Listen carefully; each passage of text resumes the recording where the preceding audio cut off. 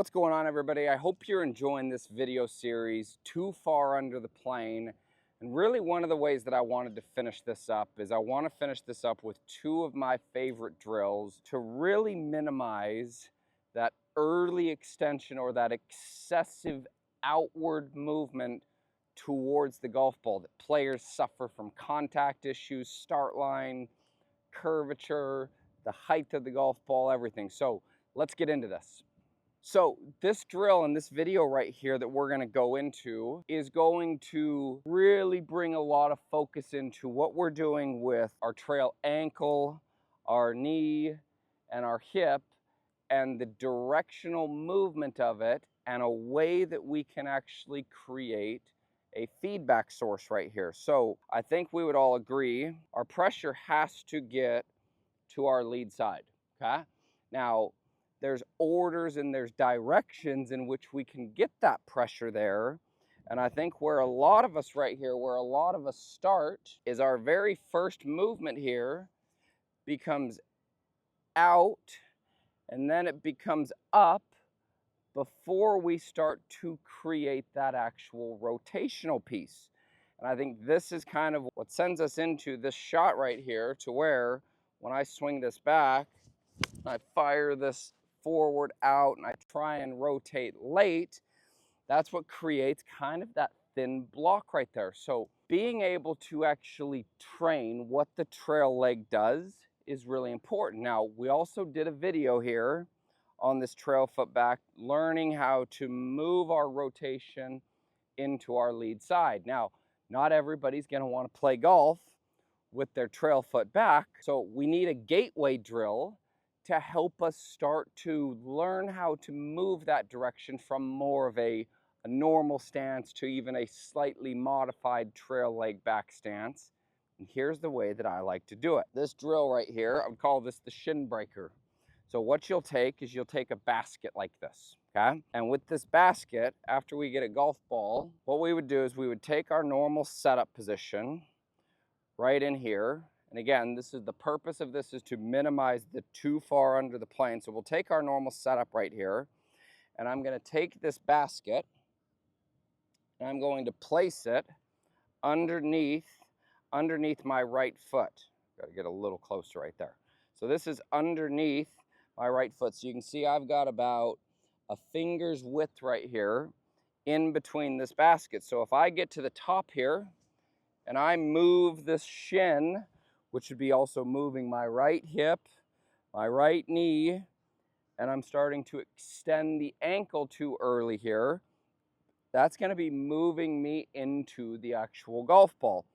So one of the ways that I like to feel this right here is, like, if I went in and I rehearsed impact, is I would use my trail foot to push my pressure forward. My pressure is going to start to roll onto the inside of my foot right there. And now what I can feel is I can feel how my rotation here is actually taking me away from the basket, which is giving me a lot of space right here,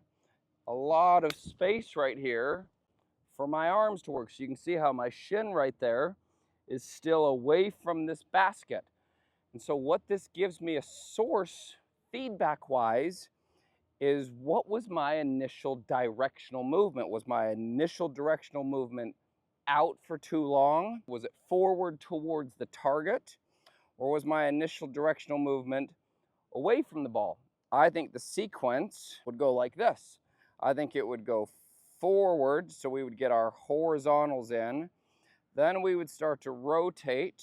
Then we would start to rotate away from the basket before we got our extension and our vertical forces in right there. This right here becomes a really good gateway drill from what we did with the right foot back, the split stance drill, turning this trail leg into our lead leg. This becomes a really good source of feedback. So like if I put a golf club here on my hip, I can now see that this would be a forward movement. You can see as I'm pushing myself forward there, you can see how my shin's working away from the basket versus towards the basket. And then from here, I can start to rotate.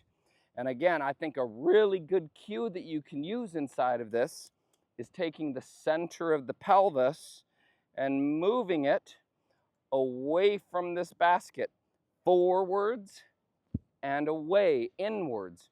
We're not letting this move outwards here. And I think a lot of us probably even need to learn how to just simply chip a golf ball, because you can see when I get this away, you can see how much more space my arms have to be able to attack the golf ball versus when I move my body outward towards the golf ball in vertical. This is where our arms get trapped, the club comes too far under, and that's what creates our low point back. And it creates our low point moving too far out to the right there, that we suffer from a contact standpoint. So if we went in here and we just started off by hitting some little chip shots, I'm gonna feel impacts. You can see how I'm pushing the pelvis forward.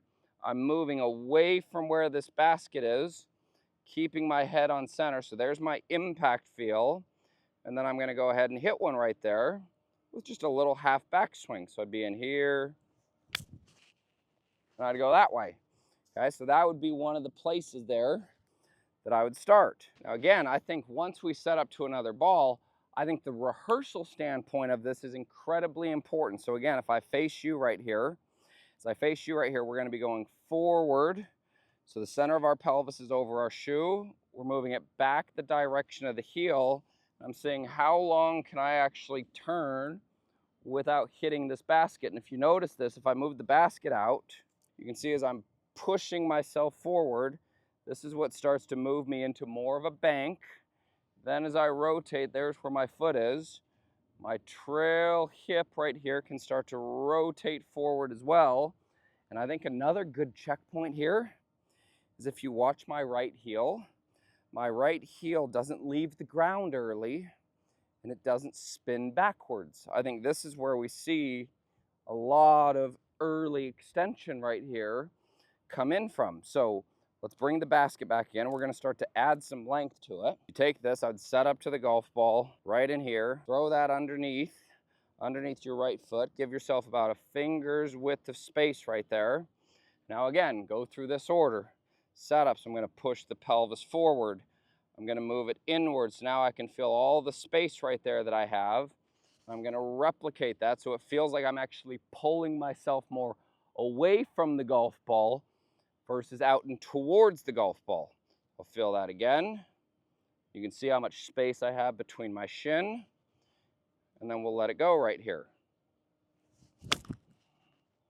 So you can see where that finishes, and I've still managed to keep myself away from this basket. I have not moved into the basket right there, and that's what really gives me the feel that my arms can get a lot more out in front of me. So I really like this right here because I think it's a great gateway drill to this trail foot back, learning to turn and stay inside of our spine inclination. Because now what this is doing is this is just making it harder for us. We have to work harder to get to the golf ball to be able to hit the ball and not have our shin hit this basket right here. So I think it's one of the best sources of feedback of being able to get the right amount of horizontal, the right amount of rotation, and starting to move ourselves into extension without starting to where we go too far out towards the golf ball. Now, in real life, does the knee reflex a little bit? Absolutely. This is an exaggeration for the player that overflexes the right hip and the right knee towards the golf ball. So we can do this.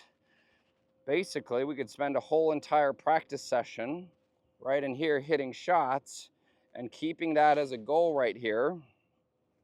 The right leg missing the basket. We'll do another one right here, and I'll start to speed it up a little bit. So go in here, swing it back. And that right there was an absolutely perfect shot. And I can feel how far back my left hip is, which is incentivizing my side bend down here. And I feel like my arms have got more space to operate for me than I've ever had in my entire life. And I think drills like this create a really good sensation.